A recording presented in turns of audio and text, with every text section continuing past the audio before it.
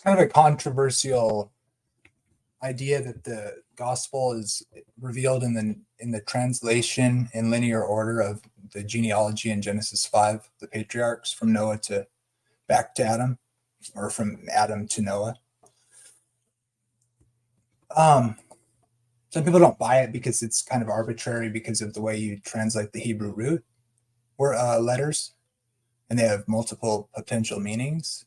I'm not going to get into that, but one thing I think is definitely somewhat legitimate, and we see this idea of the names of characters in Scripture, even the non-contested historical parts in the New Testament in particular, as being historical, yet the names having uncanny meaning or resemblance to the events in which they're recorded in the historical narrative.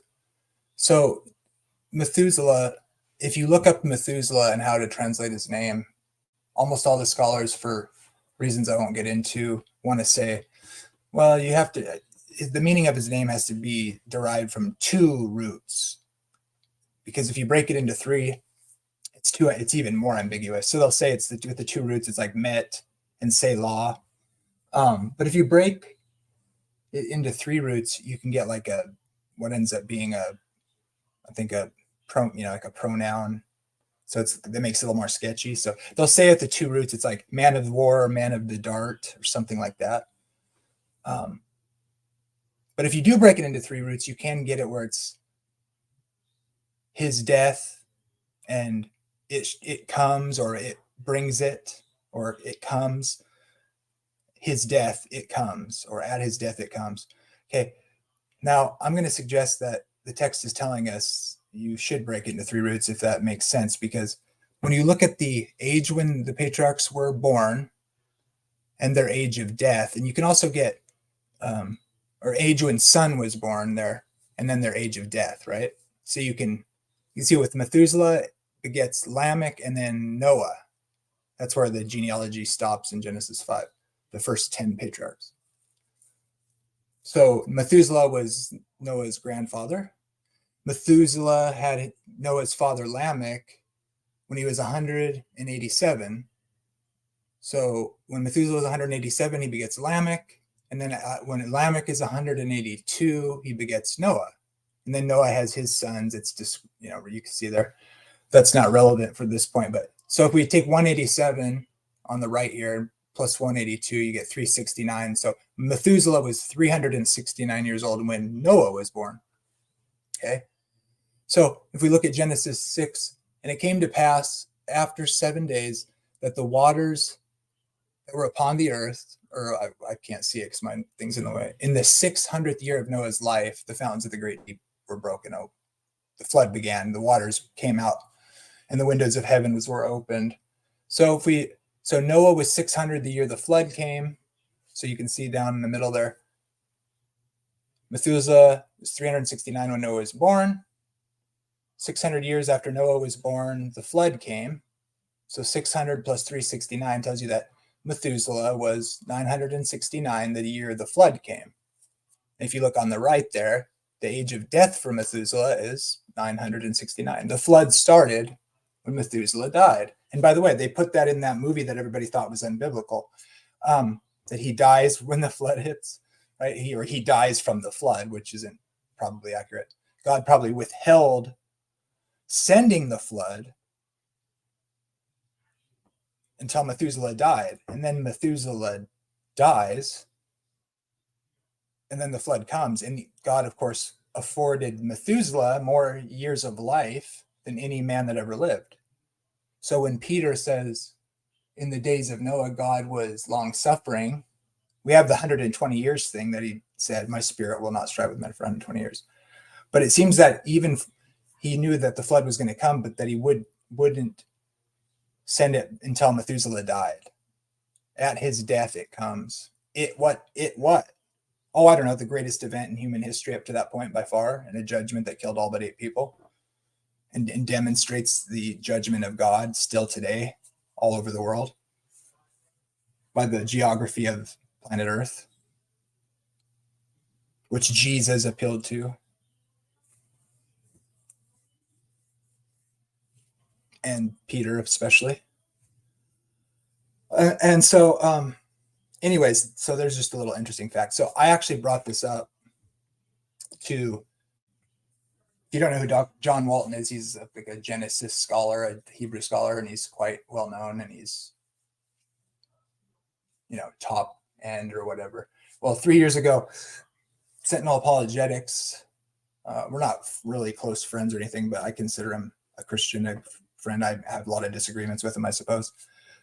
But he fielded one of my questions to when he was interviewing John Walton. So here it is.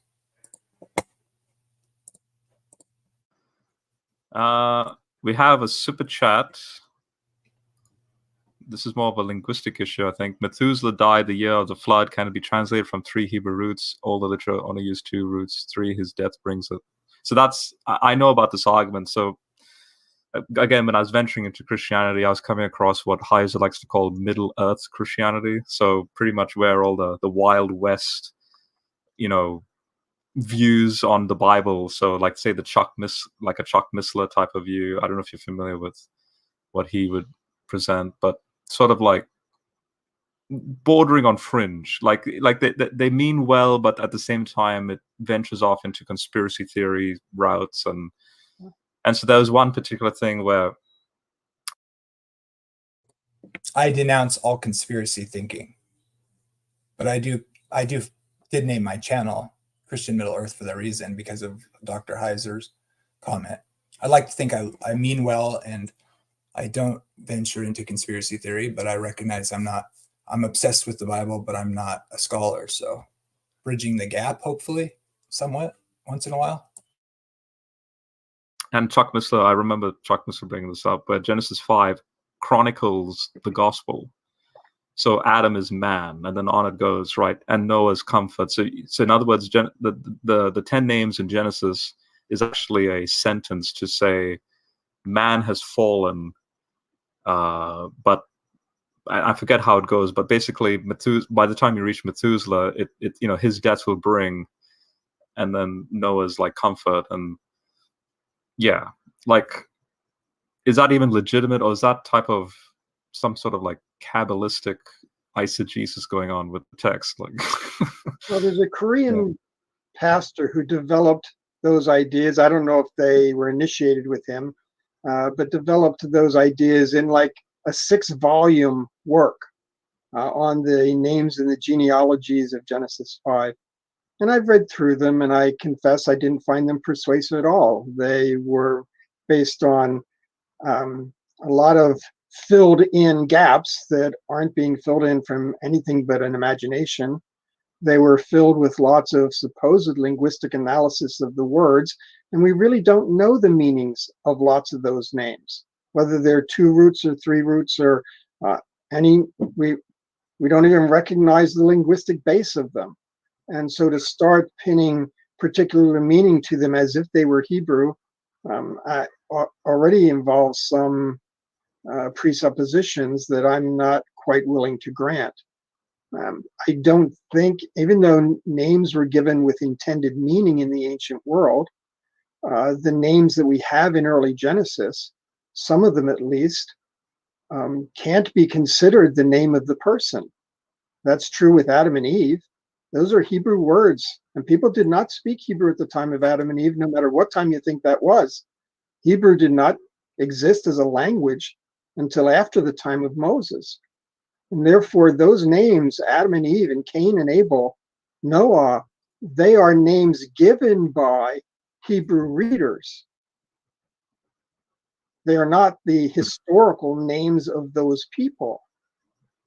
So and that's actually what I tell them as well. I'm like, look, no, I mean, this is a tongue-in-cheek comment on my part. I'm an amateur when it comes to ancient Near Eastern stuff, but I can't help but go when I do read the scholars on ancient Near Eastern literature. So Utnapishtim, like if I went and said, "Hey Noah, how are you doing?" I would hazard a guess that if you said Utnapishtim, he would then turn around and go, like what would you like to know, sort of thing. Like I know, yeah. Even Utnapishti and Ziusudra in the Akkadian literature, those are also given names. Yes. Because they have meaning connected to what eventually happened. they would not have been their birth names, so to speak. Exactly. Yeah.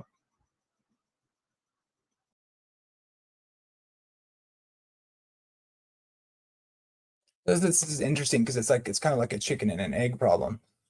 The name represents something, has a meaning that's often involved with the narrative. But I'm sure John Walton doesn't think the Hebrew language existed whenever Noah existed, if he takes that to be a literal narrative.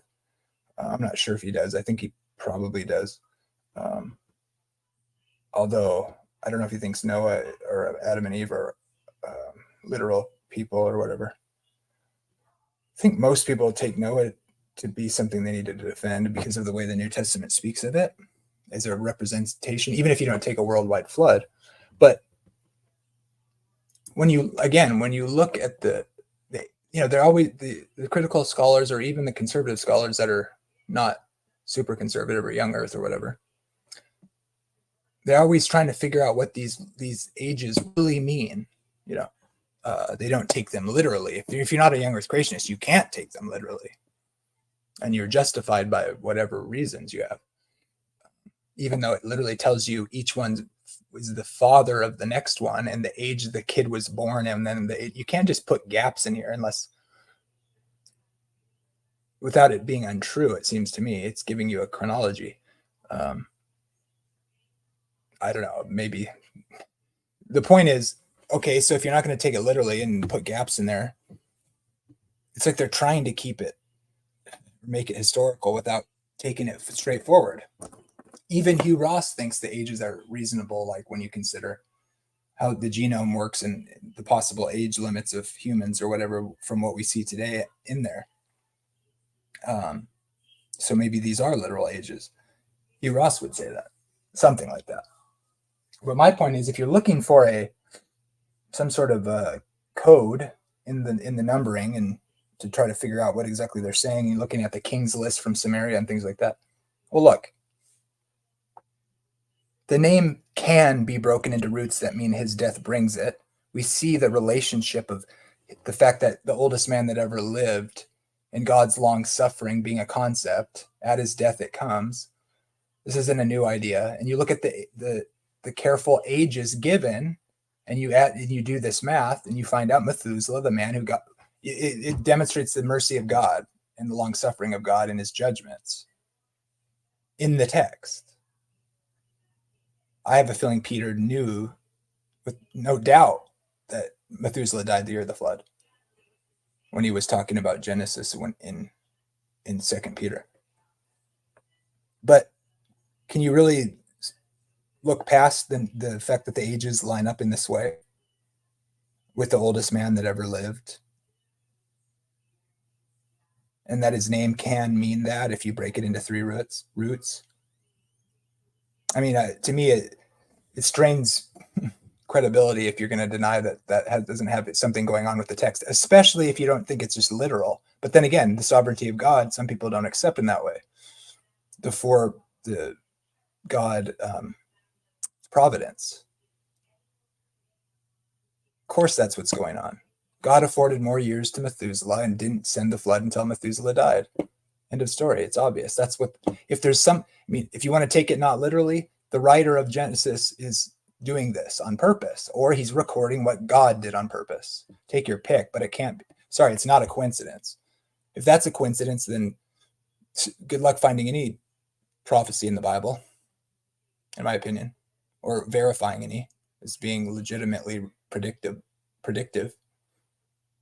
You can't, I won't get into the names, but it is there. The gospel's there in the first 10 names. And we see this is a pattern throughout the entire Bible, including the New Testament, like in Revelation. 144,000 have the names of the tribes in a particular order, and that's not the birth order, with select names missing and slight reordering of the names. Why? It's the only place where they do that. Well, when you translate the names and you read the meanings of the names in order, and you look at the context of Revelation and the setting of Armageddon and the end of time and what it's talking about and the call and who these people are representing in type, it's the story of people who pursue God and wrestle with God. and the story of salvation in the lives of people and in the overall arching idea throughout the narrative of Scripture, with how God works with people in his long suffering and the struggle of God and the outcome of the faithful. And that's what the 144,000 represent. When you put the names in the order listed, which is not the birth order, which is normally what they would always do, of course. So the biblical writers are well aware of this by God's providence and influence. And you see it through, you can take from Adam all the way to the end and even into Revelation. Now, if you believe the Bible is a revelation of God, you would expect that sort of thing. Why believing scholars don't want to acknowledge that it's at least seems like it's possible, I'm not sure. I guess they feel like they won't have credibility with their colleagues or something, maybe. Or maybe I'm being overly judgmental, but it's in there. You have to be willing to dig for it and look for it and be somewhat skeptical but open-minded, and realistic but open. Anyways, have a good day.